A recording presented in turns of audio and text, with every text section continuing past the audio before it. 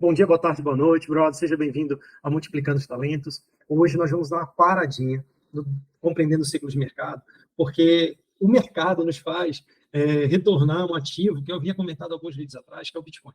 Hoje ocorreu alguns movimentos e veio no meu coração compartilhar com vocês os fundamentos do Bitcoin, o que é esse ativo, qual a importância dele para o seu portfólio, para a economia, mas algo eu já te digo, ele é um ativo irreversível, você não consegue voltar atrás. Eu vejo muitas pessoas com resistência em aderir a vários argumentos contrários ao Bitcoin, perguntando qual é o fundamento do Bitcoin. Bitcoin é pirâmide, Bitcoin é dinheiro de criminosos, Bitcoin é isso, Bitcoin é aquilo. Pessoal, hoje nós vamos desvendar, na verdade, desmistificar todas essas narrativas que foram criadas. E eu vou trazer para vocês, num breve momento, os fundamentos do Bitcoin, para que você possa se sentir seguro.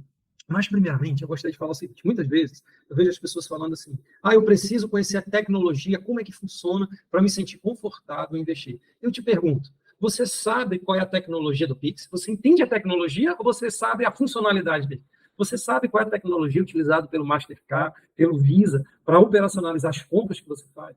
Nós não sabemos, pessoal. Você sabe o que significa dinheiro? Você sabe como o Banco Central emite o dinheiro?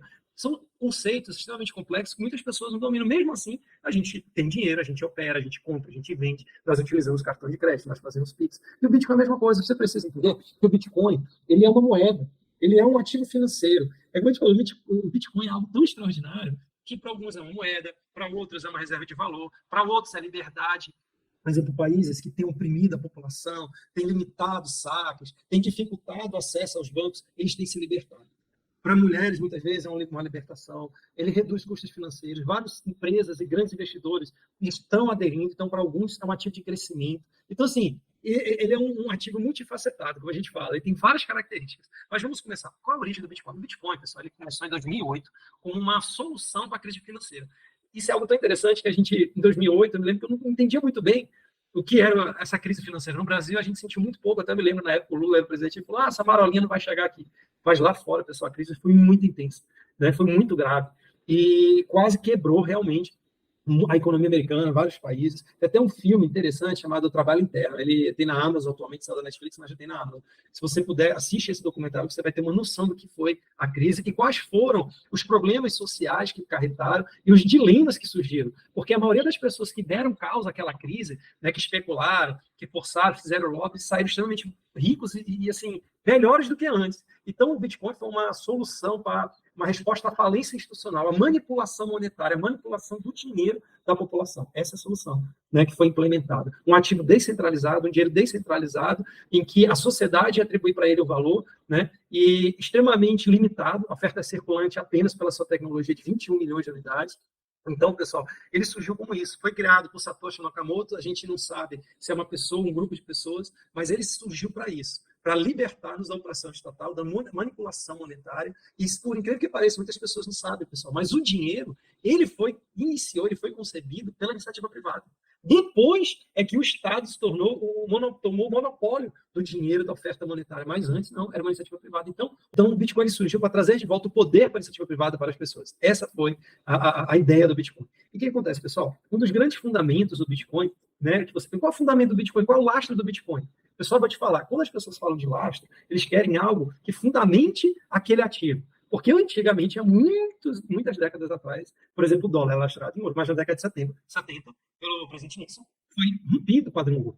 Então, desde a década de 70, não existe mais nenhuma moeda lastreada em nada. Então, não existe mais fundamento. Por exemplo, o dólar. Qual é o fundamento do dólar? A confiança que você dá no governo americano. Qual a confiança do real? A confiança que você dá para o governo. Aí eu te pergunto, quantas moedas nós já tivemos? Quantos padrões monetários nós já tivemos? Aí eu te pergunto, o real tem fundamento? O peso venezuelano tem fundamento? O peso argentino tem fundamento? Né? Agora, o Bitcoin, o que acontece? Quais são os fundamentos dele? Primeiro, pessoal, a descentralização. Né? O que é a descentralização? Vou compartilhar com vocês aqui uma tela bem interessante para vocês poderem compartilhar. É uma rede em que não há um ponto comum que domine. Toda a rede é descentralizada, não tem governos que dominam, não tem bancos centrais. É uma rede global, mundial, descentralizadas em nós, em que cada pessoa, né, independente da sua condição pessoal, financeira, poder político, pode representar um nó desse, pode fazer parte da rede. Então, se porventura um ponto desse aqui quebra na periferia da rede, a rede toda continua funcionando. Por exemplo, uma exchange, que, uma corretora, né, que as pessoas conhecem, quebram, o que acontece? Ela está na periferia da rede, por exemplo, a FTX. Quem quebrou foi a FTX, não foi a rede do Bitcoin. Então, esse ponto aqui, o que acontece? Quebrou, mas os outros estão funcionando. Depois vem alguém ocupa o lugar dela. Agora, nas finanças tradicionais, ela é centralizada em alguém, num banco, num computador. Então, quando aquilo quebra, cai toda a rede. Por exemplo, quantas vezes já parou a rede Mastercard, a Visa? Quantas vezes já parou o Banco do Brasil, a Caixa Econômica, o próprio Nubank? Quantas vezes a gente ficou sem condições de sacar? Porque são redes centralizadas. Se houver um ataque nesse único ponto, ele destrói toda a rede. No Bitcoin não tem como fazer isso. Porque são muitos nós, muitos pontos descentralizados ao redor do globo e que ninguém controla. Então, por exemplo, você não tem como processar o Bitcoin, não tem como, não tem como. Ninguém trabalhando para a rede. Né? É um sistema complexo, cara, perfeito, semelhante ao sistema natural que nós vivemos. Então, pessoal, um dos grandes fundamentos é esse. Você sabe que o Bitcoin vai no fundo, o Bitcoin não tem como fraudar, não tem como romper. Agora, a questão de segurança é outra. Já melhorou bastante, né? Mas é uma rede, pessoal, extremamente segura. Se você tiver uma ferramenta de armazenamento segura, não tem como te roubar. Não tem como aprisionar o que aconteceu na década de 90 no Brasil. Quem tinha dinheiro no banco achando que estava tranquilo, o governo falou, aprendeu, acabou. No Bitcoin não tem isso. Ele está na sua posse. Você pode, pessoal, comprar uma wallet física, né? Por exemplo, a Trezor, que eu uso. Você pode, não é que eu tenho isso, mas você pode ter $1 bilhão lá dentro e transitar pelo globo, ninguém vai saber. Olha que coisa magnífica. Aí você vai, muda de país, chega lá, né? Abre uma conta bancária, abre uma conta na corretora, transfere, acabou.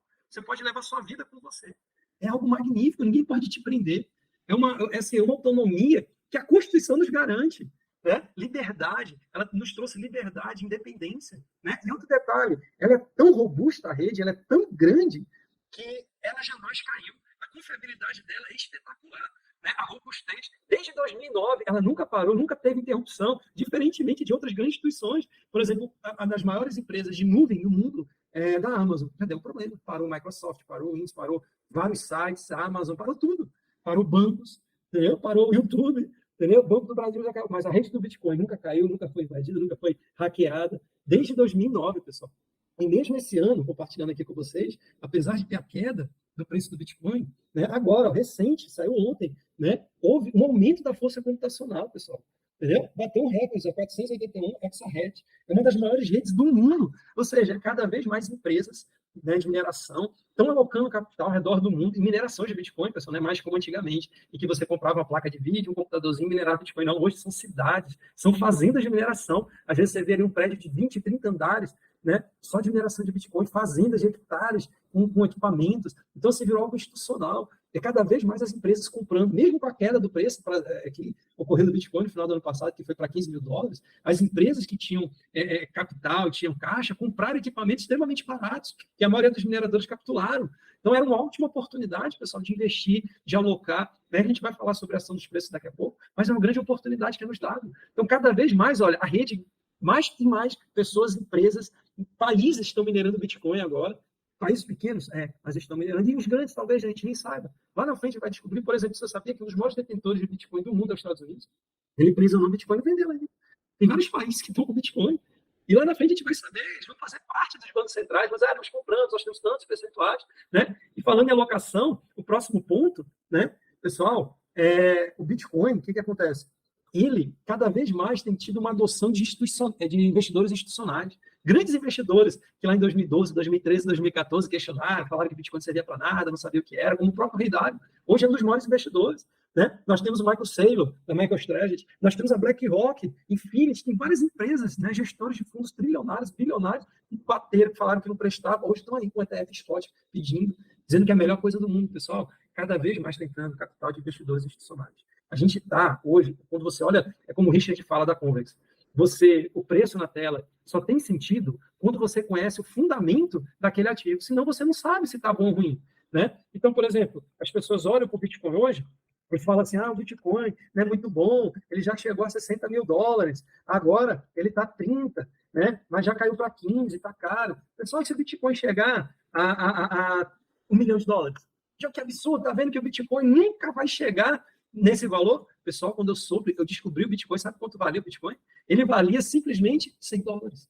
$100. Só que na época, né, em 2012, eu acho, eu não entendia também. Eu não entendo, sei coisa louca. Um amigo meu me orientou, falou, não vou investir nisso, que loucura.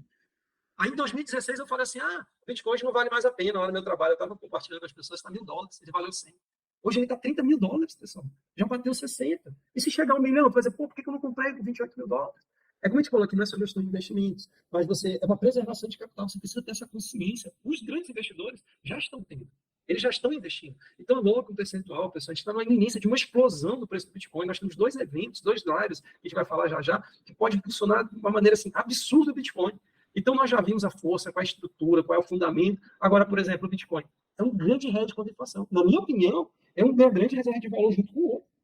O que é um ativo de reserva de valor? Aquele que se prova no tempo. Tudo bem, a gente vai dar pouco tempo ainda, comparado a ouro, que é milenar, mas já tem 10, 12 anos, né? Desde 2009, mais. Daqui a pouco vai fazer 20 anos. Né? Ele é um ativo extremamente deflacionário, é o ativo mais escasso do planeta. Só vão existir 21 milhões de unidades lá em 2100 e pouco, não me lembro agora certo. Então, ele é um ativo, o ouro, ele tem mais ouro no mundo que Bitcoin no mundo, vai ter Bitcoin no mundo. Então, é extremamente escasso. Outro detalhe, irmãos, você sabia que existe mais de 21 milhões de milionários no mundo? Então, se cada milionário quiser um Bitcoin, não vai ter. Imagina a demanda de empresas, por exemplo, a MicroStrategy é uma empresa que comprou 150 e poucos mil Bitcoins. Então, ele é muito escasso. Ele é muito escasso. Então, assim, pessoal, vale a pena. Entre mesmo. Compre, claro, dentro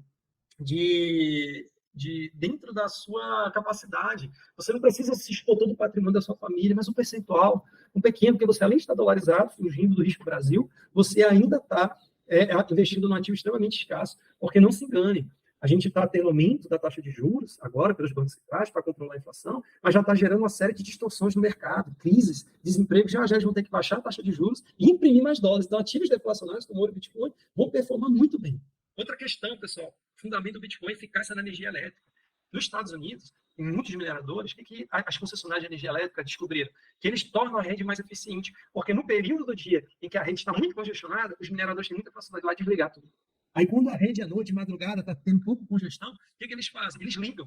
Então, eles têm ali uma forma de equilibrar o consumo energético. Então, tem ajudado muito, e as concessionárias estão lá agradecendo a Deus por eles. Então, olha os fundamentos, olha o fundamento, baixo custo por transação. Você sabia que, às vezes, para você transferir $1 milhão, $100 milhões, você vai pagar uma taxa de $5, $10, e vai mandar uma transação em questão de 10, 20 segundos, 1 minuto, às vezes, dependendo da taxa de congestionamento da rede. Então, baixo custo, meu Deus, como é que a pessoa, quando a gente entende, pessoal, isso, a gente fala assim, meu Deus, que coisa extraordinária. Se expõe. E falar, Bitcoin não tem lastro, pessoal, ele não é bem físico, mas ele tem valor. Ele tem a confiança, o consenso social, assim como o ouro. Entendeu? Você vê grandes investidores entrando. É que eu te falei, moeda nenhuma estatal tem mais lastro em ouro. Entendeu? E várias empresas estão entrando. Outra coisa, Bitcoin é uma pirâmide, pessoal. O que é uma pirâmide financeira? É quando você não tem um produto, um serviço. Os novos entrantes é que vão bancando os antigos. Não, o produto é o próprio Bitcoin, o valor dele. Né? Outra coisa, diz, Bitcoin é dinheiro do crime. Não, pessoal, o dinheiro do crime é o dólar. A maioria dos crimes, os criminosos querem dólar. Porque o Bitcoin é rastreado, você tem como localizar carteiras. Quantas vezes o FBI, a CIA, outras agências de inteligência têm conseguido usar? Olha aqui essa matéria que saiu na LiveCoins. Menos 1% total de Bitcoin existente é usado em crimes. Então, pessoal, isso é tudo balela, a narrativa não cai. E por último, pessoal, para a gente entrar já na ação do preço, do driver, nós temos 2 drivers para impulsionar o Bitcoin de uma maneira extraordinária. Qual é? Primeiro, aprovação de ETF de Bitcoin Spot. O que é Bitcoin Spot? É Bitcoin físico. Ou seja, as empresas que tragam o pedido de Bitcoin físico, se for autorizar, eles precisam ter, né, Bitcoins na posse deles. Então, para você vender, por exemplo, uma unidade no fundo, uma unidade, ele precisa ter um Bitcoin. Então, uma unidade vale um Bitcoin. Claro que, assim como Bitcoin, você pode comprar frações. Você vai poder comprar frações daquele ETF. Entendeu? Então, mas o fundo precisa. Entendeu? Agora, o que acontece? Nós temos as 5 maiores gestoras do mundo, dentre elas a maior BlackRock, em que de 500 e poucos ETFs, ao longo da sua história, só teve negado um. Por isso que o Bitcoin teve uma explosão em junho. Ele saiu ali de 20 e poucos mil dólares para quase 31, 32 mil dólares. Depois teve uma queda, né? E o que aconteceu hoje? Por isso que eu estou gravando esse vídeo, deu uma interrupção naquele vídeo lá de ciclo de mercado. Saiu uma notícia no mercado em que a SEC americana, que é o órgão regulador lá, ia aprovar a ETF Bitcoin da BlackRock. E, pessoal, essas maiores empresas do mundo juntas, elas têm aí, juntos mais de 3 trilhões de dólares. Imagina se 1% desses Bitcoins forem direcionados, de patrimônio dessas empresas forem direcionados para o Bitcoin. Imagina o que pode levar o preço do Bitcoin. É algo extraordinário, é surreal. Outro detalhe também, pessoal, é a oferta circulante do Bitcoin. Né? Olha a oferta circulante do Bitcoin. Deixa eu compartilhar aqui com vocês. O que acontece? Hoje, nós não temos 21 milhões, vai ser de unidade de Bitcoin, vai ser lá em 2100 e pouco. Né? Hoje acho que tem em torno de 19 milhões, e dentro desses 19, 2 ou 3 já se perderam, porque lá nos primórdios do Bitcoin as pessoas não tinham como armazenar corretamente, acabaram perdendo, imprimiam, guardavam em pendrive, em HD externo, perderam. Mas hoje, aqui nessa notícia que saiu, se não me engano, aqui quando, deixa eu ver, dia 30 de junho, ou seja, alguns meses atrás, dizia o seguinte: 15 milhões de bitcoins estão armazenados. Ou seja, 78% da oferta dele agora é considerada ilíquida. Ela não está circulando, as pessoas estão comprando e armazenando. Quem? Os grandes investidores. Então, 78% dos bitcoins existentes estão parados. Então, olha, oferta e demanda. Imagina se aprova o ETF de Bitcoin com apenas, acho que 12% circulando. O que acontece com o preço? Há uma explosão do preço do Bitcoin. Há uma explosão dele. Imagina, só 15%, todo mundo querendo, grandes empresas, grandes investidores, grandes family office, bancos centrais, pessoas físicas comprando. O que pode acontecer com o Bitcoin? Houve uma queda aqui, ó, considerável da oferta circulante, pessoal. Isso aqui é algo espetacular. Outra questão, o Bitcoin, pessoal, no ano que vem, provavelmente em abril, ele vai ocorrer o seu halving. O que é o halving? É a diminuição da recompensa da rede. Então, as pessoas que mineraram Bitcoin vão ter uma recompensa menor, então vai se tornar mais escasso. E, posteriormente ao halving, alguns meses depois, o Bitcoin tende a multiplicar grandiosamente, às vezes 6 vezes, 10 vezes. Então, você olha a situação. Nós temos uma oferta circulante reduzidíssima, historicamente, mas 78% estão líquidos, estão parados. Nós temos a iminência de aprovação de ETF de Bitcoin físico, que vai ter uma demanda gigantesca. Tanto é que hoje, só pela notícia que ia ser aprovado, o Bitcoin bateu quase 31 mil dólares. E aí é aquela situação, né, pessoal? Onde a fumaça fogo. Então a gente pode estar na iminência aí de realmente, aí, nas próximas semanas ou meses, aprovar. E aí, meu irmão, você vai ver o Bitcoin disparar de preço. Olha o que ele fez hoje, o Bitcoin. Olha que coisa extraordinária. Vou compartilhar aqui com vocês com a tela. Olha, pessoal, esse candle aqui do Bitcoin, ele começou aqui, ó, 27.200 dólares, ele subiu, foi 30 mil e voltou, agora está ali 28.600, 29. Isso aqui é só um sinal. Imagina quando realmente for aprovado. E tem outro detalhe, pessoal. A SEC ainda não aprovou, mas ela perdeu uma ação judicial para a Grayscale, que é outra grande gestora de fundos, das maiores do mundo, ali perto da BlackRock, em que ele teve o seu ETF físico reprovado pela SEC, ela entrou com uma ação judicial e transitou o julgado, a SEC não recorreu. Agora a gente vai ver qual vai ser a saída da SEC, qual vai ser a determinação do tribunal. Pode ser que eles determinem que seja aprovado imediatamente o ETF físico, e aí o que acontece? O preço explode. Entendeu? Porque aí a SEC provavelmente vai aprovar de todo mundo junto, as últimas gestoras, e aí o preço vai disparar, pessoal. E aí eu falei inicialmente, né? O Bitcoin tem chance de chegar a $1 milhão. Falei, que loucura, ele está 30 mil. Como é que ele vai chegar, né, a 1 milhão? Eu te digo que é mais fácil hoje o Bitcoin vai ter que subir menos para chegar a 1 milhão do que ele já subiu na sua história. Só para ter ideia, pessoal, em 2011 o Bitcoin chegou a valer $1. Foi a primeira vez que ele bateu ali $1, né? E aí, hoje, em 2023, ele chegou a 30 mil dólares. Ou seja, não sei nem dizer quantos 1000% ele subiu 30 mil vezes. Para ele sair de 30 mil para 1 milhão, pessoal, ele tem que subir ali umas 20, 30 vezes só. Aqui foi 30 mil vezes. Olha graficamente, isso aqui foi o que ele já subiu, né, de $1 para 30 mil dólares, e olha quanto ele falta para subir de 30 mil para 1 milhão, que a gente não sabe quanto, pode ser daqui a um mês, daqui a um ano, daqui a 2 anos, não sei, mas é tão irrisório que você não consegue ver no gráfico. Por exemplo, se eu diminuir aqui, botar $1.000, eu acho que a gente vai conseguir ver aqui alguma coisa também. Vamos botar aqui $50. Olha aqui. De $50 para 30 mil dólares, ele subiu 60.000%. Né? Para ele sair, que isso aqui ocorreu lá para 2014, 15. Mas agora, para de 30 mil para 1 milhão, olha aqui, infinitamente menos. Então, assim, isso tudo é para dizer para vocês: se exponham, não tenham preconceitos. Coloque a quantia que você considera interessante. Tem muitos gestores aconselhando 1%, outros 5%, outros 10%. Né? Você que sabe qual é o percentual que você se sente confortável. Mas tenha sempre aquela visão, você está comprando hoje para, ao longo dos anos, preservar o capital. A gente não está falando para você investir hoje, para ganhar daqui a um mês 15, 20, 30 vezes. Né? Isso não é cassino. Pode ser que ocorra? Pode. Mas isso não é normal. Mas o que eu estou falando é o seguinte: ao longo dos anos, daqui a 2, 3 anos, vocês vão me agradecer. Pode ser daqui a uma semana, pode ser daqui a um mês. Então, por isso, pelo esse movimento que ocorreu no Bitcoin hoje, eu vejo aí uma fumaça. E onde há fumaça, há fogo, né, pessoal? Então, para deixar vocês aí a par, depois eu vou gravar um vídeo de como vocês podem comprar Bitcoin. Eu uso a Binance, uma das maiores do mundo, tem a Coinbase também. Mas se vocês quiserem, hoje já eu sei que vocês vão ver esse vídeo do Lava aqui, 16 de outubro de 2023. Mas você tem outros vídeos na internet que ensinam você a abrir conta, operar. Mas eu vou tentar gravar aqui um passo a passo para vocês, assim como eu fiz na Rico. Então, pessoal, sem preconceito. Você está dolarizando o seu patrimônio, você está fugindo do risco Brasil, você está comprando ativo de reserva de valor que protege contra a inflação e com potencial magnífico. E o Bitcoin, nos últimos 10 anos foi o melhor ativo, nos últimos 5 anos foi o melhor ativo, desde a pandemia para cá foi o melhor ativo, em 2023 foi o melhor ativo. Agora, é claro, se você analisar uma janelinha de curta de tempo, mas, Diogo, como é que o Bitcoin foi o melhor ativo se no início do ano passado estava 40 mil dólares, em dezembro estava 15? Né? Mas agora já recuperou. Então, se às vezes você pega uma janela de 6 meses, um ano, ele pode não ter saído bem. Mas daqui a alguns anos, se você pega 3 anos, 5 anos, 10 anos, a multiplicação, pessoal, é geracional, é mudança de patamar. E é isso que é o nosso objetivo aqui, que ao longo dos anos você possa mudar de patamar com o produto do seu trabalho, do seu empreendedorismo e com os investimentos juntos, trabalhando juntos, beleza? Um ótimo dia, Deus abençoe, amém.